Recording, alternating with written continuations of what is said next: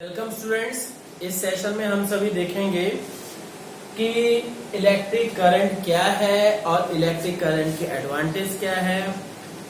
तो बच्चों, अभी आप सभी सोच सकते हो, क्लास 10 के हो, तो सबसे पहले क्या है, अगर सोच लीजिए आपके घर में इलेक्ट्रिसिटी नहीं है, ठीक, क्या होगा? टीवी बंद, फैन बंद, हो सकता है इन्वर्टर का बैकअप रहे, एक दिन के लिए नहीं है, 2 दिन के लिए नहीं है, महीने भर के लिए नहीं है, क्या होगा? बहुत खराब स्थिति हो जाएगी। ठीक है, ना टीवी चलेगा, ना रेडियो चलेगा, ना मोबाइल चलेगा, ना फैन चलेगा, ना एसी चलेगा, ना ये मिक्सर वगैरह, सब कुछ बंद। ठीक, इवन पानी के लिए भी आपको बकेट लेके दूसरे के यहाँ जाना पड़ेगा, या सरकारी हैंडपंप कहीं लगा होगा वहां लाइन लगाइएगा, क्योंकि आजकल क्या है, हर एक चीज इलेक्ट्रिसिटी पे डिपेंड हो गई है। सोचिए कि अगर इलेक्ट्रिसिटी गायब, तो जो मल्टी स्टोरीज बिल्डिंग में रहते हैं, हम तो क्या है, ग्राउंड फ्लोर पे हैं, सीधे सीधे जाके ले सकते हैं पानी, कहीं दूसरे के यहाँ से लाना हो तब भी। पर क्या है, अगर किसी का, आपका 16वें 17वें 20वें स्टोरी पे घर है, तो इलेक्ट्रिसिटी नहीं है, तो वो लिफ्ट भी बंद, तो ऐसी सिचुएशन में पानी के लिए क्या स्थिति हो जाएगी? 2 बाल्टी पानी लाने में आपकी पूरी की पूरी स्थिति खराब हो जाएगी। अब एक चीज ये भी है कि अगर इलेक्ट्रिसिटी का कॉन्सेप्ट खत्म कर दिया जाए, तो इस मल्टी स्टोरी बिल्डिंग्स में कोई रहना पसंद नहीं करेगा, क्योंकि सीढ़ियों से इतना ऊपर जाना और फिर उतरना, और साथ ही साथ कुछ भी, मतलब इवन पानी ही लाने में पूरी स्थिति खराब हो जाएगी। तो इसलिए आज के जीवन में हम इलेक्ट्रिसिटी के बिना अपनी कल्पना नहीं कर सकते हैं। तो बच्चों,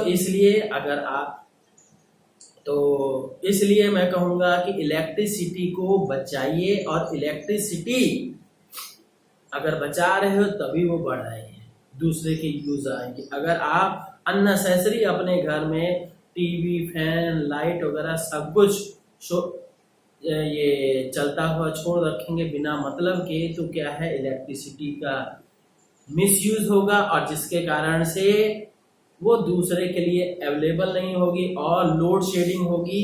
और नतीजा क्या है कि अगर 24 आवर्स की इलेक्ट्रिसिटी सप्लाई होनी चाहिए, तो उसमें से 8 घंटे आपके यहाँ लोड शेडिंग होगी, 8 घंटे दूसरे के यहाँ लोड शेडिंग होगी।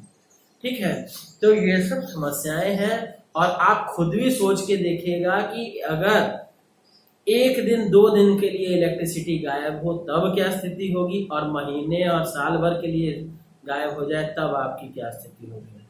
ठीक है, तो इसलिए इस जनरेशन के लिए, आजकल के लिए इलेक्ट्रिसिटी बहुत ही इम्पोर्टेंट है। ठीक है, इसके बिना हम अपनी कल्पना नहीं कर सकते हैं। जैसे हमारे जीवन के लिए पानी की जरूरत है, उसी तरह से हमारे रहने के लिए, एग्जिस्टेंस के लिए इलेक्ट्रिसिटी की भी जरूरत है। ठीक है, तो अब देखिए, इलेक्ट्रिसिटी में सबसे पहले क्या है, कुछ बेसिक कॉन्सेप्ट्स मैं बता रहा हूं। क्या कि ये इन्वेंशन किसने की थी? बेंजामिन फ्रैंकलिन ने। ठीक,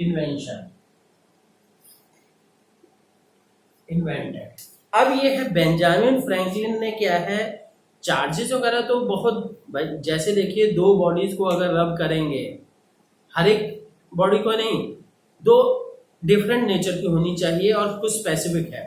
तो ऐसे जैसे ये सूखे बालों में आप क्या कंघी को फेरिएगा, या बैलून को क्या है, नायलॉन के कपड़े वगैरह से फेरिएगा, तो then you will observe that there will be some positive and there will be some negative charge. और अगर दोनों को पास लाओगे तो अट्रैक्ट भी करेगा, ठीक, और सटा दोगे तो स्पार्किंग भी होगी। ठीक है, अभी आप एक सिंपल सा मैं एग्जांपल बता रहा हूँ, आपके घरों में क्या सिंथेटिक चादर होगी, कॉटन की नहीं, मैं सिंथेटिक मतलब कोई भी सिंथेटिक कपड़े की, नायलॉन वगैरह कुछ भी। तो अब क्या है, बहुत सारी सिंथेटिक कपड़े मिलेंगे। आप लाइट पूरे रूम में क्या अंधेरा कर दीजिए और फिर उस चादर को कैसे क्या है थोड़ा सा रगड़ लीजिए, फिर सटा के देखिएगा, you will observe that there are some sparkings, that is due to the charges. एक जगह चार्ज एक्यूमुलेट हो गया, दूसरी जगह कुछ चार्ज, और दोनों जब मिलते हैं तो क्या है, स्पार्किंग होती है। ठीक है, तो अब ये है बेंजामिन फ्रैंकलिन ने, इन्होंने क्या है दो टाइप के करंट दिए, बताए कि एक पॉजिटिव करंट होता है, एक नेगेटिव करंट होता है, पर क्या है बाद में इलेक्ट्रिसिटी का नाम लिया गया। अब यहाँ बात करते हैं क्या कि करंट क्या है।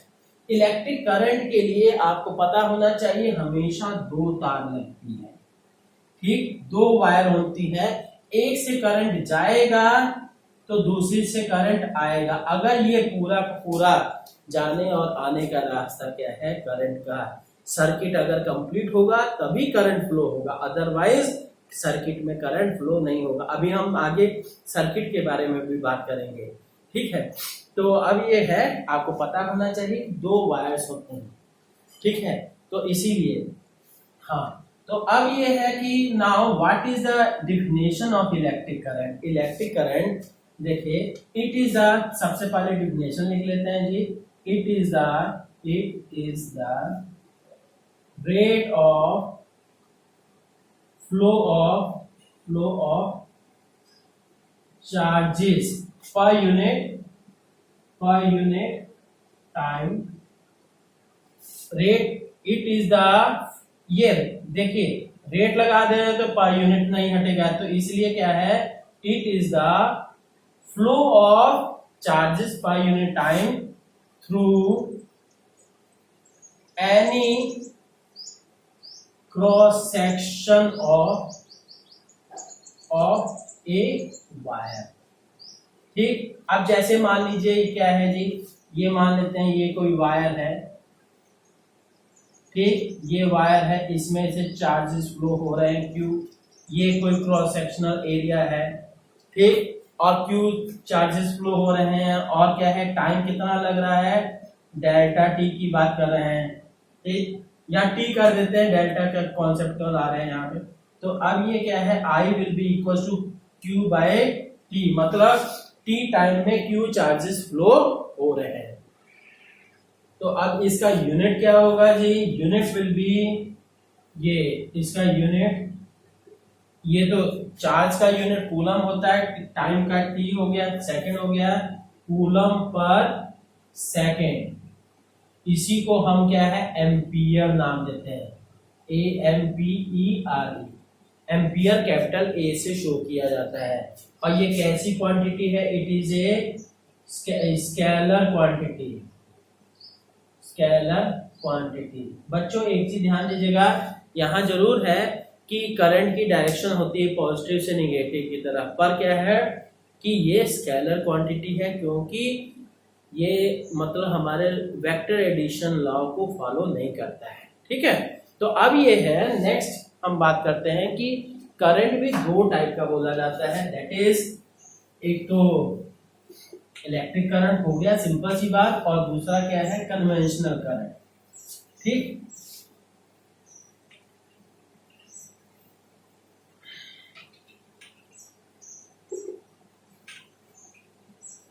व्हाट इज द, ये इलेक्ट्रॉनिक करंट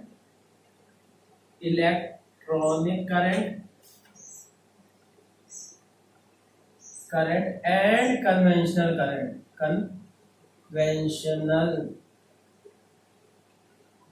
करंट। तो बच्चों ये देखिए कि जैसे ये हम कोई सिंपल सा सर्किट ले रहे हैं, ठीक, ये क्या है कोई बैटरी लग गई यहां से, ठीक। अब बच्चों ये एक चीज ध्यान दीजिएगा, अभी मैंने दो वायर्स बोली थी, तो एक वायर इधर से निकले, एक वायर इधर से, अगर दोनों साथ ही साथ निकालेंगे तो क्या है आपको फिगर में प्रॉब्लम आएगी। ठीक है, ये दो वायर्स हो रही, तो अब ये है क्या कि कन्वेंशन इलेक्ट्रॉन्स, हमेशा ध्यान रखिएगा कि करंट जो फ्लो होता है electric current is only due to